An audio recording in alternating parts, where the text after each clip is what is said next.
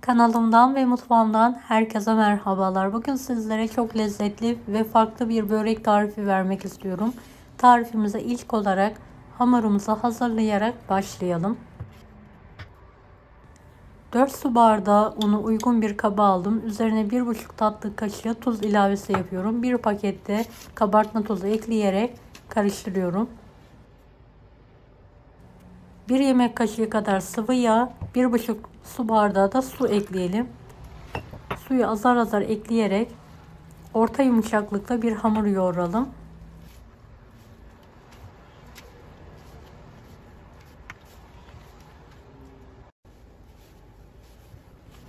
Hamuru toparladıktan sonra tezgah üzerine alıyorum. 2-3 dakika daha yoğurmaya devam ediyorum.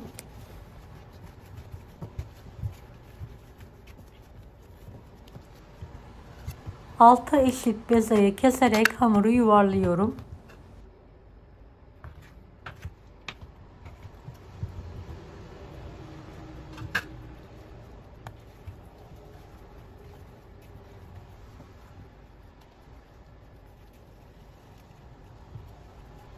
Bezeleri yağlayarak büyük bir tepsinin üzerine alıyorum ve dinlenmeye bırakıyorum. En az 15-20 dakika kadar.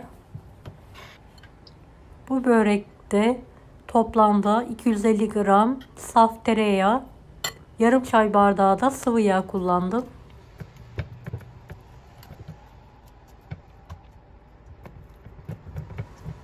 İç harcı için 200 gram kıymanın üzerine 1 adet ince doğranmış patates, 1 adet de ince doğranmış kuru soğan ekliyorum. 1 tatlı kaşığı tuz, kırmızı pul biber, karabiber, dereotu ve maydanoz ekleyerek tüm malzemeyi karıştırıyorum.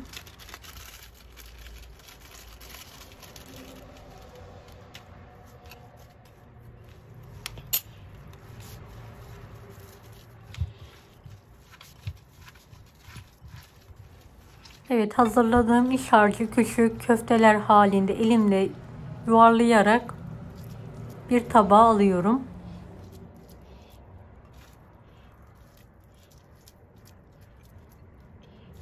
Videomu bu kısma kadar izlediyseniz yorum kısmına herhangi bir emoji bırakırsanız bana destek olmak için sevinirim.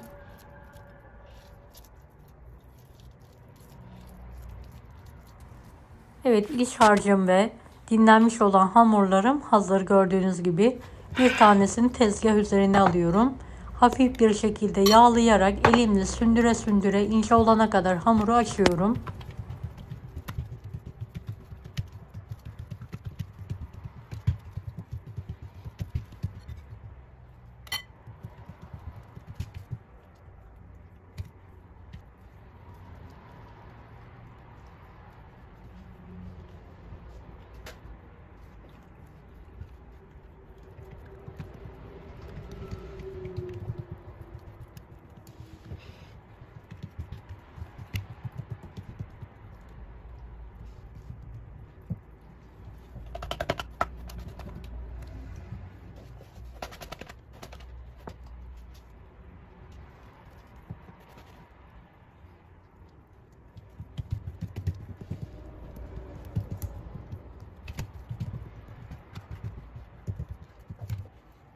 Evet, yeteri kadar büyüklükte açtıktan sonra hamurumun üzerine un serpiyorum.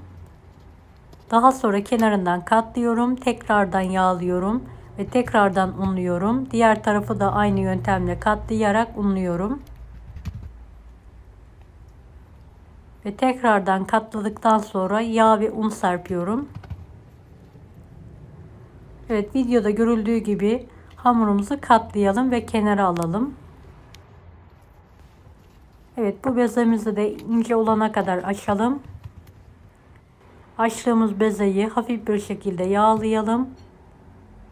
Daha sonra un serpelim.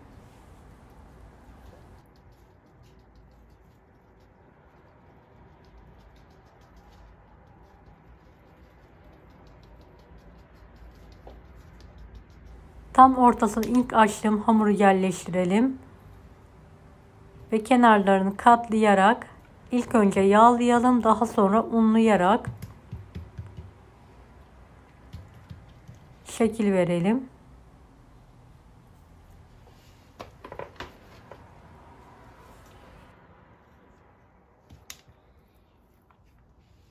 Evet, videoda görüldüğü gibi katlamaya devam edelim.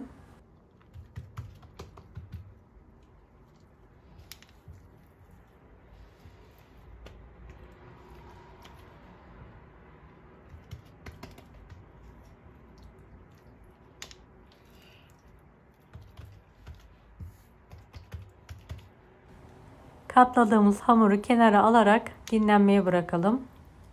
Diğerleri de aynı yöntemle açarak şekil vermeye devam edelim.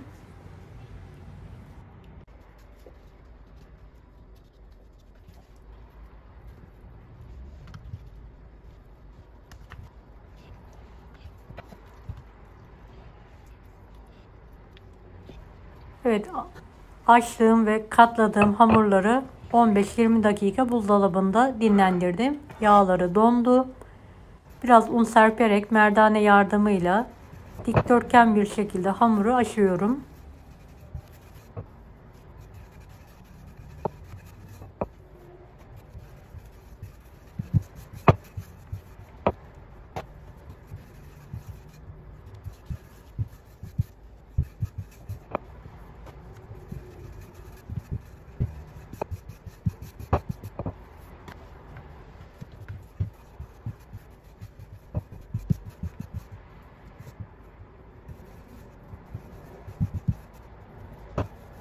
Evet, bu büyüklük yeterli olacaktır. Hamurumuzu 4 eşit şekilde keselim.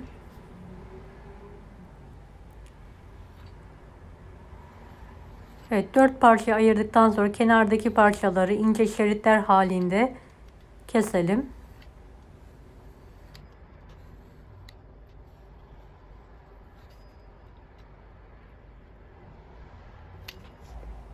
İç harcımızı aralıklı olacak şekilde şeritlerin üzerine yerleştirelim.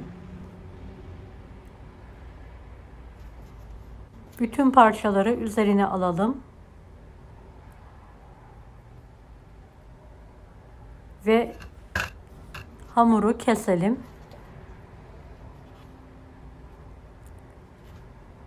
Kenarlarından iki tarafından sıktıralım ve ters döndürelim. Tekrardan kenarları bastırarak şekil verelim. Diğerleri de aynı yöntemle şekil vermeye devam edelim. Evet, tepsiye alalım. Yağlanmış bir tepsiye. Diğerlerinde aynı yöntemle şekil vermeye devam edelim.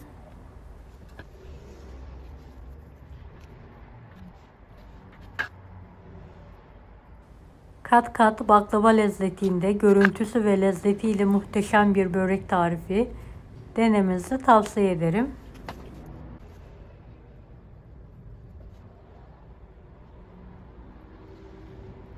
İç harcım yeterli gelmediği için bir miktarını da iri kırılmış cevizle yapıyorum. Dilediğiniz iç malzemeyi kullanabilirsiniz. Haşlanmış patates, peynir veya benim gibi kıymalı veya cevizli de kullanabilirsiniz. Evet, böreklerimi tepsiye aldım. Üzerlerine kalan yağı bir fırça yardımıyla sürüyorum. Her tarafına gelecek şekilde. Önceden ısınmış 600 ayarlı 200 dereceli fırında yaklaşık 1 saat üzeri kızarana kadar pişirmeyi bırakıyorum. Pişen börekleri fırından hemen çıkartıyorum. Gördüğünüz gibi nar gibi kızardılar.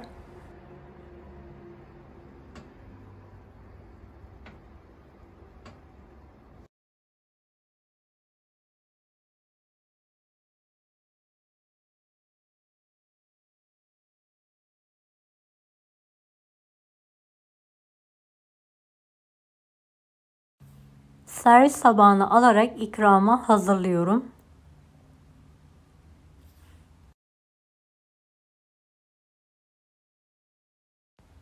Bir tanesini bölerek işini göstermek istiyorum yakından tekrardan sizlere.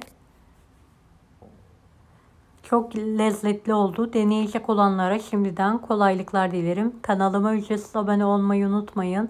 Bir dahaki videolarda görüşmek üzere. Allah'a emanet olun. Hoşça kalın. Daha farklı tarifler için bunları da izlemeyi unutmayınız.